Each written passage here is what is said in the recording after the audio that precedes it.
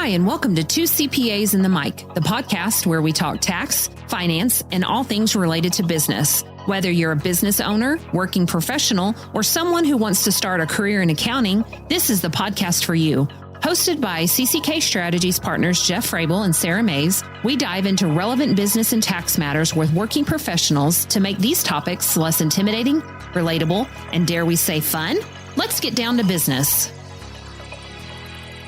Welcome to another episode of Two CPAs and the Mic. We are so glad you are joining us today. We are covering relevant business and tax topics. We're applying straight talk and practical information without all the jargon and stuffiness that normally goes along with our industry. My name is Jeff Frable. I'm a partner at CCK Strategies, and I'm here with my co-host, Sara. What's up? Hey, Frable. I'm Sara Mays, and I'm also a partner at CCK Strategies. I don't think we mentioned that last episode. So, anyway. And KP. Hello. We didn't know if you were going to stay with us, but you were. Think it over. Yeah. I had to think it over, and I opted in. Well, we're glad you're here. Thank you. Keeping us on the straight and narrow today. Thank you. So today is October 16th. The day this is airing is October 16th. And why is that important to us as tax professionals, Sara? Well, it's important because it is the end of the 2024 filing season. No way. You mean it finally ended? Right? Yes. Well, I guess there's a few more that could hang out, but officially it is the end of 2024, and it means we're breathing today for a little bit. We're actually kind of talking to our future self on this podcast because... Jeff, I think we need to take a breath. You did so great, Sara. We did so great. We finished that deadline really well. We did, but but it's also the start of year-end planning. Year-end planning. You know, we should do a podcast about year-end planning. That's a great idea. Maybe on October 16th we will do that. Is that what we're doing right now? Yes. Yes, we are. We are talking about year-end planning today. So, as I've been saying, if you're strapping on your shoes or going for a walk and you want to listen to our podcast, if you're a business owner, you will need to definitely stay and listen, because if you don't already understand the beauty of a proactive and strategic tax and tax planning relationship, you need one. If you're an individual, you're just kind of you don't own a business, you're an employee, you may think, I don't need to listen to this because I don't do any tax planning. There are certain needs for individuals to do tax planning. We'll talk about those. And if you're a professional that's in our industry, listen to what we do. Compare our thoughts and our ideas and desires with what you're doing at work, whether that's in the private or public sector. So again, I think there's something for everyone if they'll stay on. But again, we're going to talk about year-end planning. We made this real easy, Sara. Yeah. We're going to talk about the who, what, where, when, how, why. We did all of it. Of year-end planning. And so who's on the mic today? Me. And you. You and me and Christy makes three. And Christy, yes. We have nobody specific. No Wait, that made Christy giggle. I'm just watching you both. I know. I'm really enjoying this. Yeah, okay. Thank you. Well, we're not having anybody specific on the mic today, but you are right. Yep. We're talking about this. And really, we're joking, but it really is important. In fact, it's one of what I would say the cornerstones of CCK and the way we treat our clients and the way we are strategic and proactive. So, and I'll say it is my favorite time of year. Why is it your favorite time of year? I know, it's weird. Why is planning so important? Well, it's important, but let's talk about why it's fun. Okay. I think it's fun, and it's where you get a look in the future. For public accountants and CPAs, typically we're looking in the past. When we're filing tax returns and looking at those things, we're recording things and filing things that have already happened. But when we are getting into year-end planning, we actually get to play and strategize and do all of the cool things and the what ifs and all of the scenarios. If this happens, then this could happen, and then this could happen. And so it's to me, it's the time of year we get to play around. Well, and it also, if we do this right in the way we can do it, it sets all of next year up to be a whole lot better. Yes. Not only for our clients, but also for us as professionals, because we're always going to go back. The question you get all the time in your review notes is, where are we compared to planning? Yeah. And that doesn't mean things can't change from planning, but if they did, needs to be a specific reason why. Yeah. But if we did this right, our clients feel more strategic, they feel more proactive, they feel more engaged, and they know what's going on in the next 12 months. And that's extremely important from an entrepreneurial business owner perspective. So yeah, and I don't mean play around very lightly either. It really is a good time to really dig in and see what the future could hold. Because we're going to do all this work, and then at the very end, we're going to say, just go buy an SUV to reduce your tax. I was in a meeting with a prospective client last week, and we joke about it, but that comes up so often, where it's like a new client will say, "Yeah, I got told that I had this high tax bill." And the only thing they really said was, well, do you need a new car? Go buy something over 6,000 pounds and you can write it off, or GVW, and write it off. And it's like, there's just no creativity to that. And not to mention whether they really need it. Right. It's the easy cop out. And yes, you do get the deduction, but if somebody gives you that as an answer, they're not looking at the who, what, when, where, why, and how of, do you really need that SUV? Yeah. Yeah. So again, this is a cornerstone of who we are. And in some ways, we were joking about airing this on the 16th. And the reason for airing it on the 16th is just so we can start thinking that way. But we literally go from the close of one season to the next day, starting to think about the beginning of the next season. And part of that reason is because, we have clients that we do work with throughout the entire year, but a lot of them are, let's do this check-in at the end of the year. Yeah. And we don't have a whole lot of time to do that. No, right. No, we don't. So you guys, from my perspective, when I used to be in recruiting, when I would talk to candidates, I would talk to them about the year. And a lot of people think that the busy time ends if they don't know tax. Right. They think April 15th. Yeah. Yeah. Yeah. And I talk about the first of the year is pretty easy because the extension deadlines there's no forgiveness. That's it. You've extended, you crank it out. And then at CCK, we go straight into year-end planning. So if I have some serious initiatives that I need a partner or a contact on, I know my deadlines. And year-end planning is not the time if I need someone to focus totally on me. So I make sure I plan my year accordingly. Of course, they're going to give me the attention. You're going to give me what I need because that's how we work together. But that was part of a message that was really strong to help people understand how seriously we take this strategy. Yes. We do not go home on October 16th and take the rest of the year off. No, and again, it goes back to taking care of clients and giving them insight and giving them understanding in advance. And so before we get too much further, Sara, let's answer the question of just exactly what year-end planning is. We've kind of danced around a little bit here and there, but how would you define, if we have a listener who just has no clue what year-end planning is, how would you describe it to them? I would describe it as, you're looking at what your business or what you as an individual have done since the beginning of the year till a certain date in time that has already been, you've already recorded it. It's done. We can't go back and really change anything. And then we look to see what from that point in time, say it's September 30th. And then we look to see what the last quarter of the year is going to be. And let's look at, is your income cyclical? As you know, in public accounting, we are a very cyclical season where we have all of our business in the first few months of the year. And then again in the middle of the year, but then toward the end of the year, we really don't have a lot of business or a farmer, they're doing a lot of crop harvesting. So they're going to have a lot of income in the last part of the year.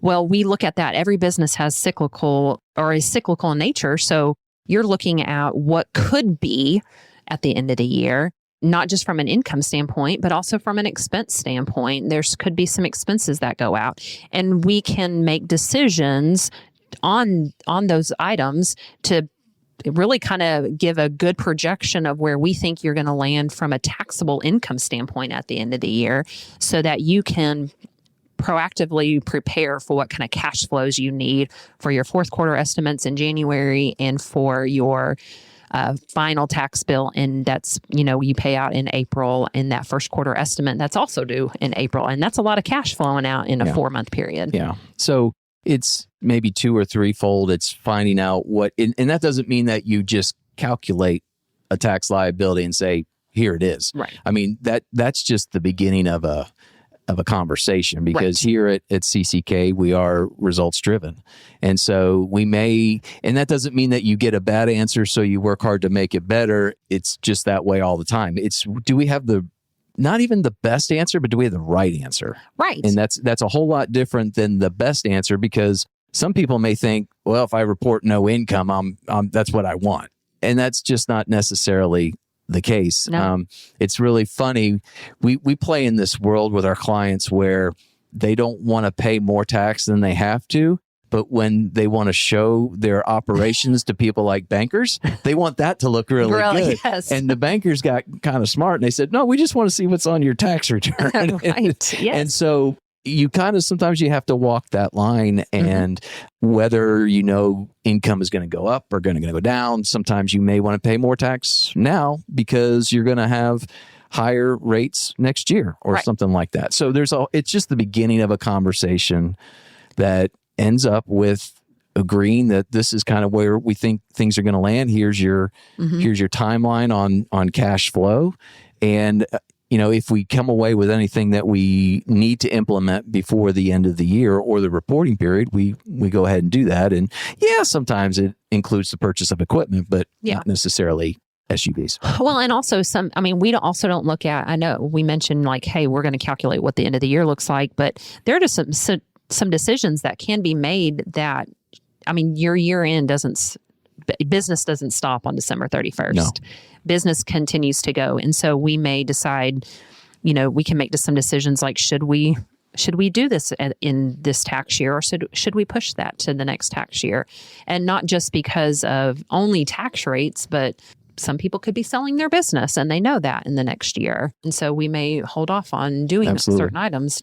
Absolutely. Because we don't know. But so it's not just looking about one tax year. It is about also looking ahead, which is also what makes it fun. Absolutely. And the thing about it is that we feel like this is something that is just so common, because it's a cornerstone of who we are and what we do. But I've said before, the three biggest issues I talk to prospective clients about is, number one, they think they pay too much tax. Mm-hmm. So this is an issue.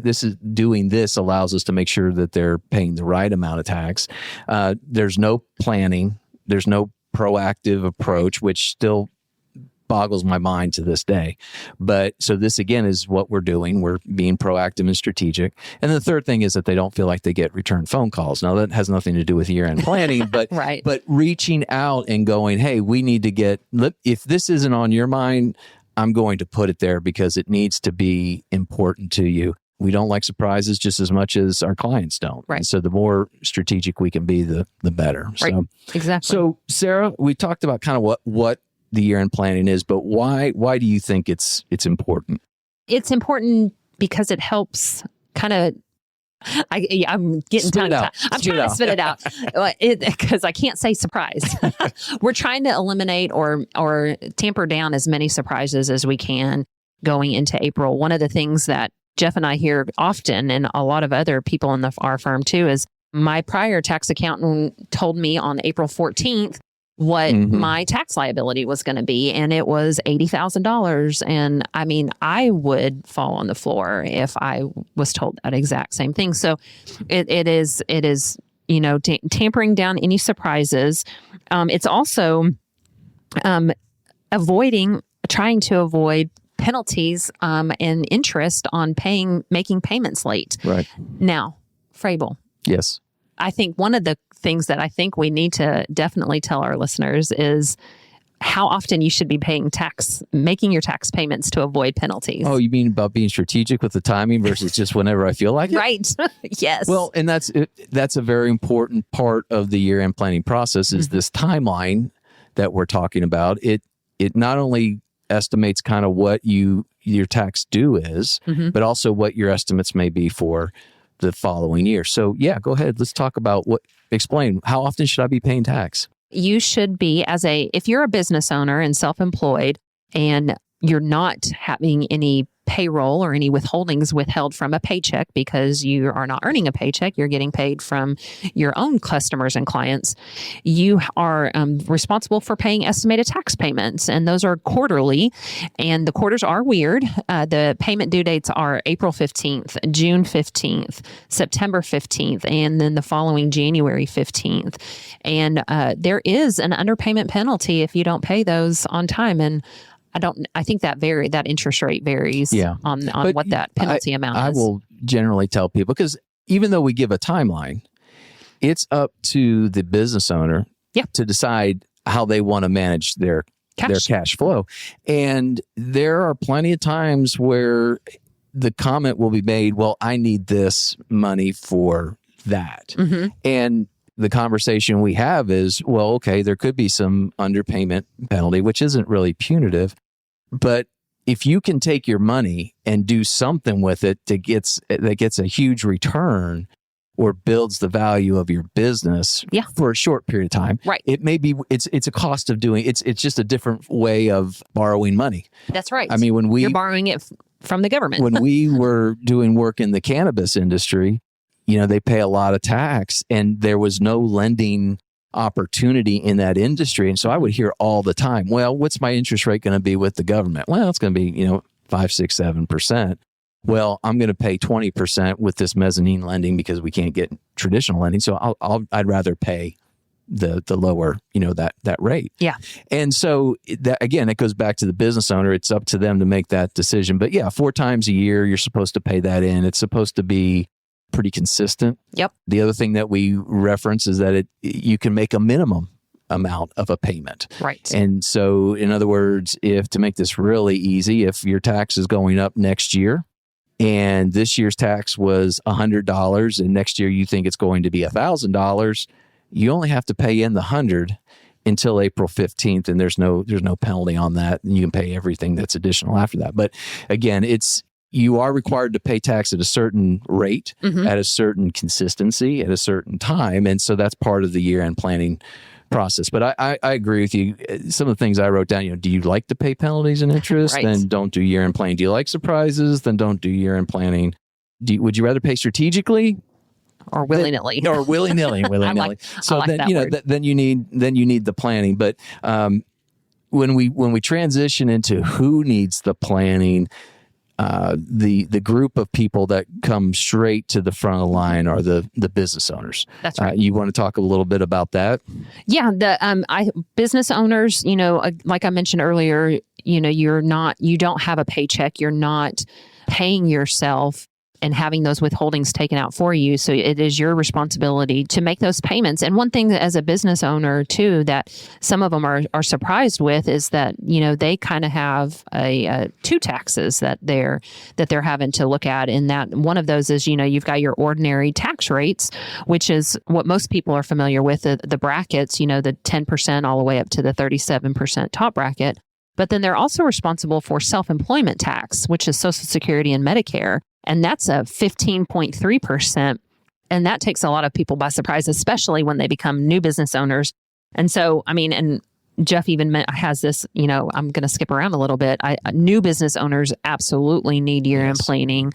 If you have that change, if you're taking that leap and going out on your own, you absolutely need to find an advisor and look into year-end planning, because there are some things that you probably need to be educated on of things to look out for that you may not even be aware of, especially you want to do it before tax time comes. Well, the truth of the matter is that entrepreneurial business owner is doing that because they have a gift to do something, just like we have a gift to do what we do. And I'm a big proponent of stay in your lane and do what makes you money. Yeah. So you don't need to know the tax law, but you need to know the issues that you need to deal with. I will take care of everything else, but you don't need to know the specifics, but you do need to know that you have an issue. I know this is a very small example, but my son is moving from a W-2 employee to a contract laborer. And so last weekend we had a conversation and I said, hey, every mile from where you're going to have to pay this extra 15%. or self-employment tax. But every mile you drive, every piece of equipment you buy, these become tax deductions. And he was like, well, how much should I be saving? And I told him, and I said, now you're paying tax on your net number, not your gross number. And it just like a light went off. And he's like, oh, that's why I'm tracking those expenses. Yes. Like, yes, absolutely. So our business owners, they know how to do what they do well. Right. And they need don't be ashamed of that. That's just not your lane. Mm-hmm. Let us take care of something like that. So yeah, business owners, 100%, 100. Is that where the youngins speak it? So they need the year-end planning. If someone has not sat in a year-end planning session with their advisor, or if they are a new business owner, what do they need to bring to the meeting? Because if I'm listening to this podcast, you might be speaking a language I don't understand. So what does a business owner need to know to come prepared and not be intimidated by this meeting? Financial statements, but not everybody has a financial statement, especially new business owner. He said that. Yeah, he said that facetiously. Yeah, I think that it is. It almost feels like you're giving your tax information to your accountant 2 times a year. I mean, and I say 2 times a year, but I have clients that do like to have updates throughout the year, but you're almost giving the exact same information that you would if you're dropping your information off for tax preparation. We need to know what your income is going to be. We need to know what your expenses has already been and what they will be. And we are, using that kind of that same information, but projected. We are making some assumptions and calculations to get to a projected taxable income to calculate your tax. But yeah, I mean, it's a lot of very similar information that you would bring for tax prep. I ask my clients, hey, if you have a spouse, give me your pay stub or give me their pay stub so we can calculate all of that information into that, because they have withholdings that we need to consider. And you also will have different, just like you have different people that want to do different things. So you may have a client that just wants to come in and you just have a conversation, but they know their numbers. And especially if how does it compare to last year? And they can give you all that detail. Sometimes you have the clients that want to bring in the financial statements that have just been closed out the week before, and they want it more down to we rarely try to get down to the penny, obviously, but we're doing projections and we're doing ranges, but some of them will want a little bit more information. So it's a little bit more detailed of a calculation. It really is more based on what you want. But to your question of, I've never been to one before. I've never had a year-end planning meeting. It is a very similar exercise as you would of preparing a tax return without, thank goodness, the forms and all the signatures and all the things that go with it. And then when they say they don't like it, well, then let's start to work on it and we'll figure out a way to like get the there. answer. So, yeah. So the business owners are number one. Individuals, like we said before, sometimes you need that planning, sometimes you don't. There's this concept of accumulating deductions, especially with itemized deductions, because the threshold's so high that sometimes taxpayers will kind of combine their charitable contributions into one year. So take a prior year and a current year, do it in the same year so that they can itemize and get the benefit for those things. So it just depends on the individual situation. But I would say also with individuals, anytime there's a change in tax law, yes. Change in tax law, a change from employed to self-employed, starting a new business. Yeah. Kids. I mean, it doesn't work. It doesn't hurt to at least have a conversation. Kids, and even going into divorce or death. Yeah. Absolutely. I think you should bring in. But going back to change in tax law, I strongly urge everybody. There's so much change that is coming either in this tax year 2025 or 2026 that you should speak to an advisor on some level to see what those impacts could be to you. Or at the very least, go back several episodes to our bonus episode when you hear about the details. About the one big, beautiful bill. So, okay, so that's the what and the who. When should we be doing the year-end planning, Sarah? Well, today, now, October 16th. You absolutely should be. But definitely a really good time to do it is is at the end of the year in the last quarter. But if there's also, you should do it if there's any change that's happening in especially if you're a business owner in your business, you should be at least reach out and say, hey, what's the impact for me on this? The big things that I can think of are if you sell a piece of equipment, or if you're a realtor or do rental properties and you're selling a rental property, reach out and see what the tax impact will be for those. Or if you're just straight up selling your business. Yeah. Or the opposite, if you're going to buy a business, I think you should reach out and we can do some year-end planning, even if that's March 1st. Yeah. I think we can see the impact straight of that. up selling your business. Straight up. I had an example of why these meetings are so important this week. So I was talking to a new client and they fell into category 2, or category 1 and 2. They felt like they paid too much tax. And we got to this discussion about why they paid so much tax. And it was because they sold a piece of property that was used in a business. And he was like, we paid this. We got like $100,000 more when we sold it. And now you're telling me I owe $400,000 or $500,000. Well, they didn't have the conversation before the sale. So he didn't know that he was basically, the concept of basis, and he had depreciated this property. So there was income related to the recapture of this depreciation. So 2 years ago, he had a great deduction. Oh, yeah. And now he's having to recapture that income, and he never had a conversation about it before. His conversation didn't come until like right before April 15th. Oh, wow. And so that's where these discussions, because our clients don't tell us everything. And so this is just another opportunity for us to drip what we do and how we do it. Yeah. But also get them to tell us what they've been doing. So you're throwing out 100 drip. I know. I mean, he is like, I he thought is it wasn't down that with the Gen deep, but Z. it is. No, it is. Yes. I mean, I'll also throw this out. The more dynamic your business, the more often you need to do this. It just becomes a continual planning thing, quarterly or every 4 or 5 months, especially just to get a gauge of what's going on. So the more dynamic, the more things change, the more you really need this. It's like conversations become so important. So important. Okay. So we kind of touched on this, but the how. So, I mean, we don't want to go into too many details here, but it generally starts with a conversation or an examination of the financial reporting for the year. Right. You mentioned it before, trends. We could be talking in September, October. It could be a medical practice, like a dentist's office. And you say, well, do I just annualize your income based upon the first 9 months? And they go, heck no. You need to know your client. And so, because that impacts your projections. That's right.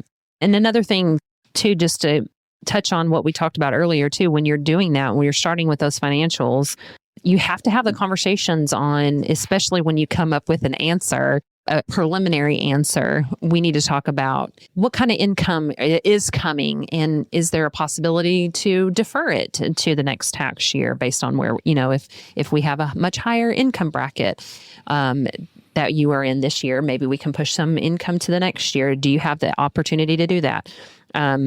Same with expenses. Do we want to pay more expenses at the end of the year versus maybe we should wait and pay that in January? Why in the heck would I want to wait to pay expenses? Because you may have had a really down year and you're in a really good tax bracket. So if you're paying more expenses, you're going to not have not as much bang for your buck. Thank you. Yeah. Yes. You're wasting expenses in a low tax bracket when you could be offsetting them in a higher tax bracket. Yeah.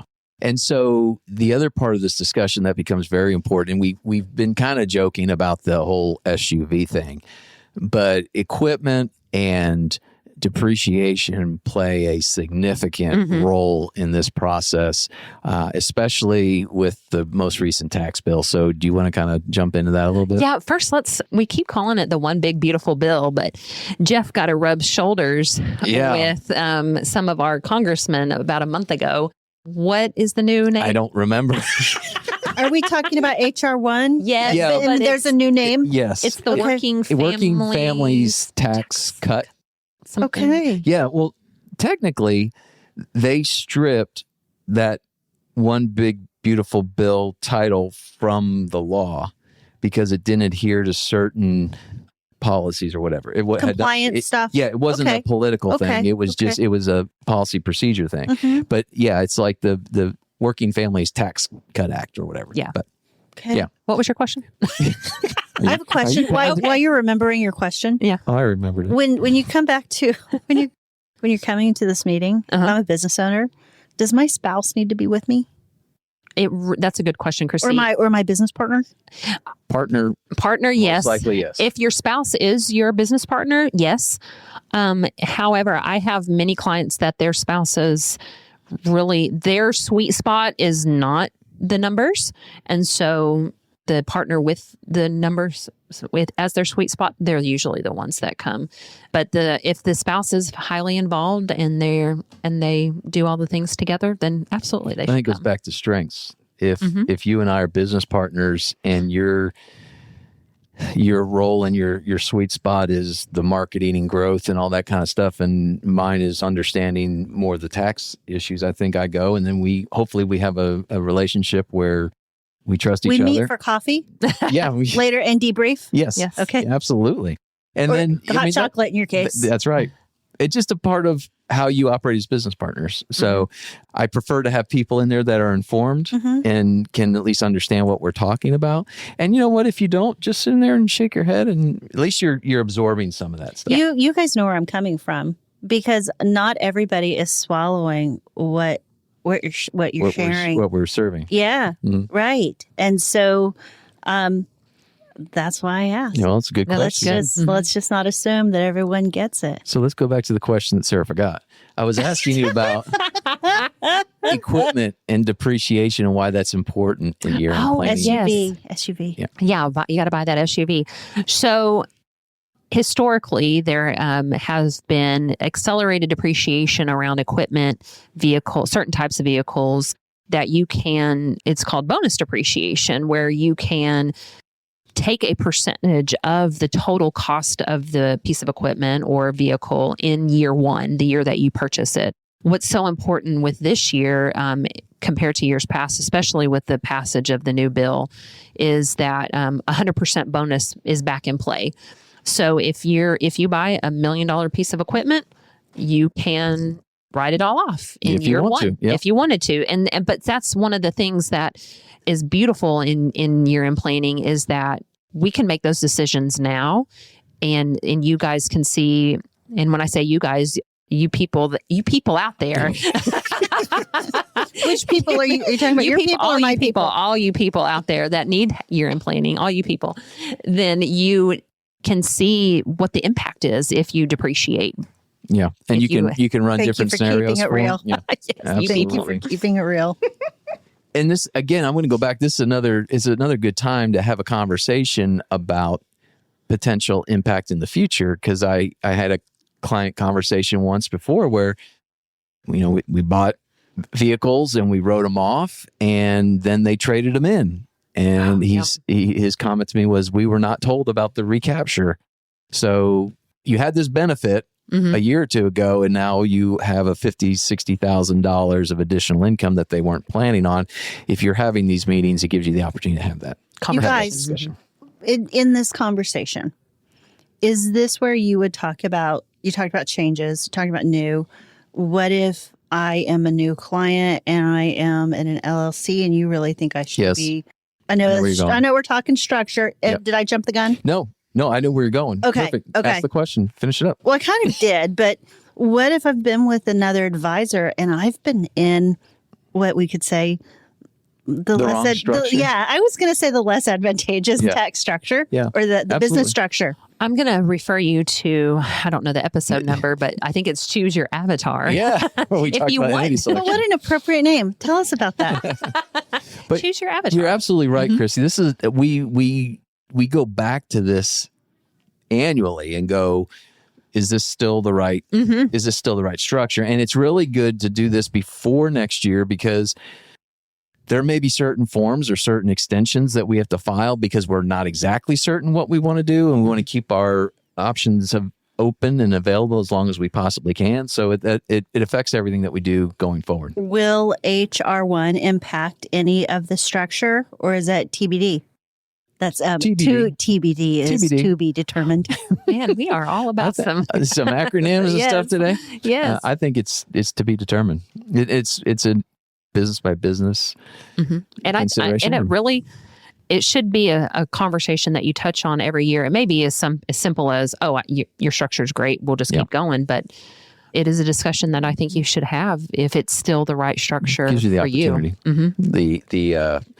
The forum to have that discussion. So right. And and what the ramifications are if you make a change. Yeah, absolutely.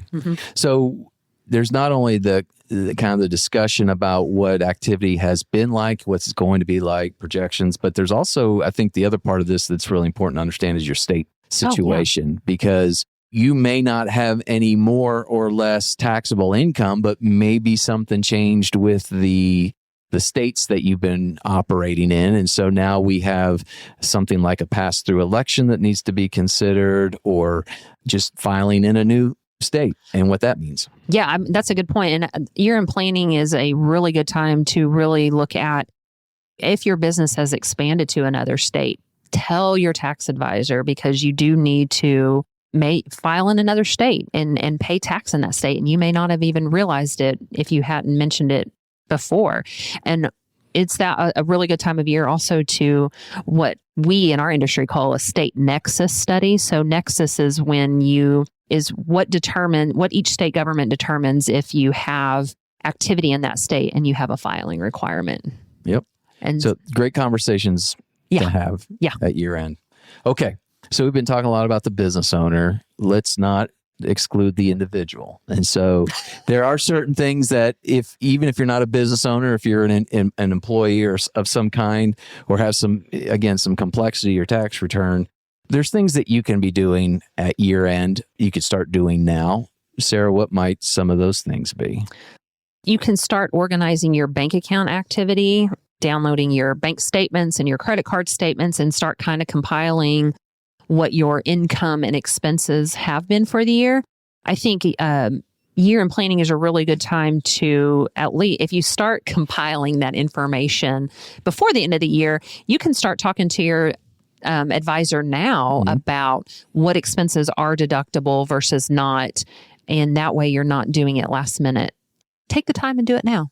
Well, and one of the things I jotted down is now's a good time to tell your CPA, especially if it's a new provider, that you want to work with them. So that they can kind of they can assess their workflow and their capacity and all that kind of stuff. And quite honestly, what does that mean, you guys? Do I just email someone and ask them the question about what do I need to be gathering for our year end? Or do I have to have a meeting to prepare for the meeting? No, you don't have to have a meeting to prepare for the meeting, because a meeting with me and Jeff would be awesome in and of itself. No. Podcast. Email podcast@cckcpa.com and we can get you going, because it is a good time now to do that, not wait. And yes, just email. Well, and I just know as a human being, if someone shows up in March or in April, you're kind of like, unless there's, extenuating circumstances. If they're a human being, like compared to what, like a dog or something? Well, it's like this. If you call Sarah or I or email us, and your first question is, well, how much are your fees?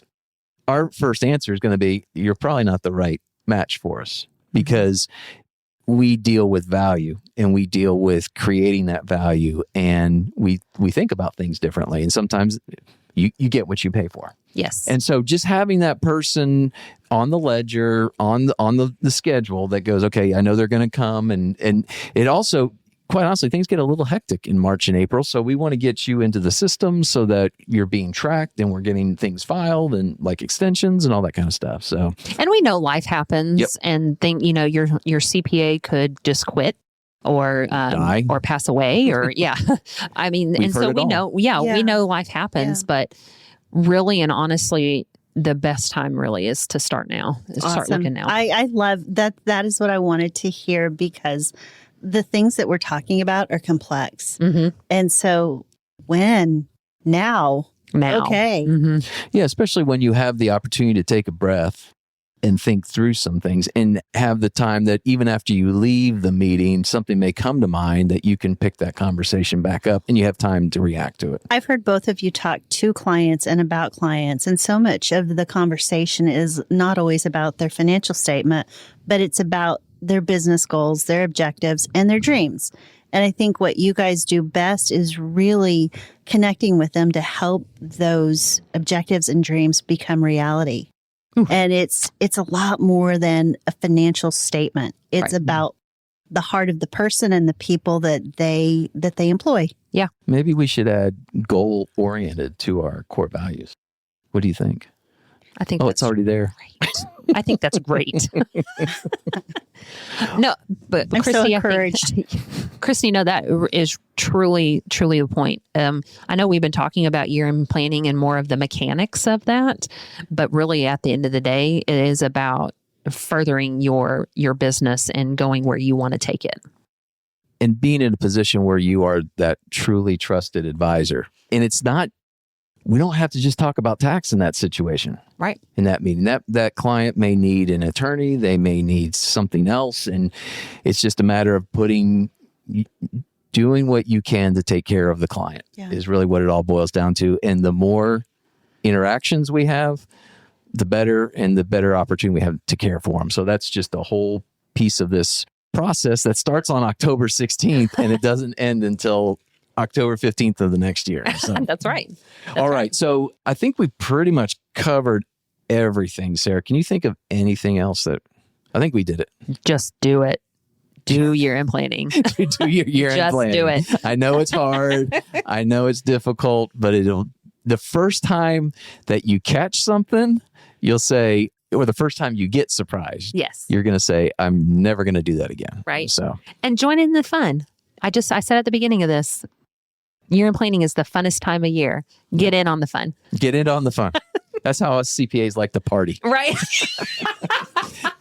But and in all seriousness, I know we work very hard to keep from being salesy. Right. But if you are listening to this episode and you're like, I have never experienced that, you need to email us at podcast@cckcpa.com and we will take care of you and we will make sure you have a very pleasant experience. But Straight up. Hey, I'm all for the call to action. Yes. Call to Email action. us, talk to us, ask Yes. questions. But unfortunately, we skipped out of order on our agenda because we accidentally avoided the Rapid fire.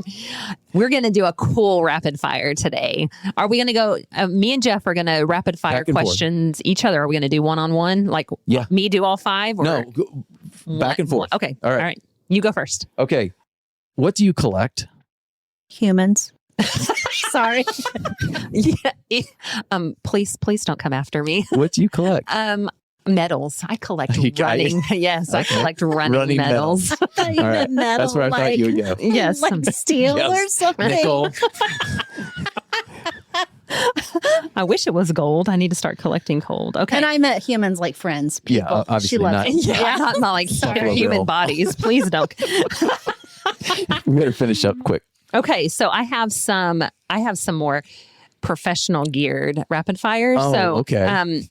Who sends, you or me, who sends more emails that could have been a meeting? Wow.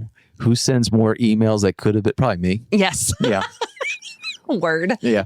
Jeff is known for his very long emails. Yes. They're understandable though. Yes. They're clear, but What never fails to make you laugh? ooh, everything is funny. I always laugh. You can ask my sister and Robert all the time. Okay. Everything and everybody. Everything. Yeah. If somebody falls down, you're going to get a laugh out of me. If anybody says something stupid, you're going to get a laugh, okay. even if they didn't think it was funny. All right. Okay. Who's your favorite office character? Favorite office character? It's not Michael Scott. It is, I don't want to say Jim. That's too cliche-ish. Probably Dwight. Probably Dwight. I think at the end of the day, I mean, I love Jim, but probably Dwight. Andy Bernard gets on me too much, and so does Michael Scott. So. Yes. And Dwight is a rule follower, and we're rule followers. Yeah, very much so. Okay. Do you have any tattoos? I do not. Okay. What is your favorite ride at Disney? Guardians of the Galaxy. And what's Cosmic Rewind. What park is that in? Epcot. Epcot. Listening to Everybody Wants to Rule the World or Iran. That's how specific Did you I read get. her mind? How did you know what she was going to ask right after? No. What do you mean? You just started answering when she was. I was providing. She asked me what ride I was giving up. That's what you were going to ask. I knew. I go through the whole thing. Mm-hmm. Okay. Night in or night out? Night in. Okay. I am a homebody through and through. Okay. Would you be likely to text on my way, but still be at home? No, because if I don't text on my way unless I'm on my way. It's a rule. It's a lie. It's a lie. It's a lie. All right. Last question that I have. Okay. What is the weirdest thing your pet does? She licks everything. I have a 5-year-old pit bull mix. Her name is Java. And just fun fact, I have a chocolate lab named Mocha. Okay. But Java licks Okay. will lick you from your elbow all the way down to your hand, but she licks the walls. She licks the couch. She licks doors. She licks everything. That's the weirdest thing.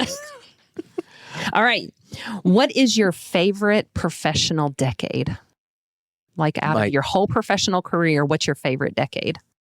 Ooh, probably right now. Oh, I think. good. Yeah. Okay. I mean, I think so right now. I mean, there was fun times earlier. Mm-hmm. You know, becoming partners really kind of a cool deal. Yeah. It's fun. It's exciting. But I think right now I'm starting to learn more. You know, as you get older, you start to learn more of who you are. And hopefully, and we've talked about this in other episodes about how we at CCK encourage that and look for ways to maximize those strengths. So I think finally getting there after several years. So Several decades. Several decades, yeah. So, all right. Rapid fire is always fun, It's Sarah. so fun. I think that was a fun episode. Year in planning, it's a must do. We mentioned the podcast email before, but again, if you have any questions, comments, suggestions for an upcoming episode, email us at podcast@cpacpa.com. And yes, if you are in a situation where you are paying too much tax, you are not being proactive and strategic, or you just can't get your CPA to give you a return phone call, shoot us an email. We'll take care of you. As always, special thanks to CCK for allowing us the opportunity to utilize this platform and do this kind of thing. To Christy, thank you. You always provide value when you're on. To Robert Mays for the intro and outro music, Clarence Fisher with Tulsa Internet Marketing Services. We always appreciate you. And Emily Johansson for doing all the behind the scenes work to get us on the air. We hope you've enjoyed this episode, and we look forward to the next time that you join these two CPAs when we get a time to chat and you get to find out who's on the mic. The information provided on this podcast is for general informational and educational purposes only and does not constitute accounting, tax, legal, or financial advice. While we strive to provide accurate and up-to-date information, laws and regulations change and individual circumstances vary. Always consult with a qualified CPA or professional advisor before making any financial or business decisions. The views expressed by the hosts and guests are their own and do not necessarily reflect the opinions of any organizations they are affiliated with. Listening to this podcast does not create a client-accountant relationship. By listening to this podcast, you acknowledge and agree to those terms. And that's a wrap for this episode of Two CPAs and the Mic. If you found today's episode helpful, please subscribe, share, and leave us a review. Have questions or ideas for a topic? Reach out. We'd love to hear from you. Email us at podcast@cckcpa.com.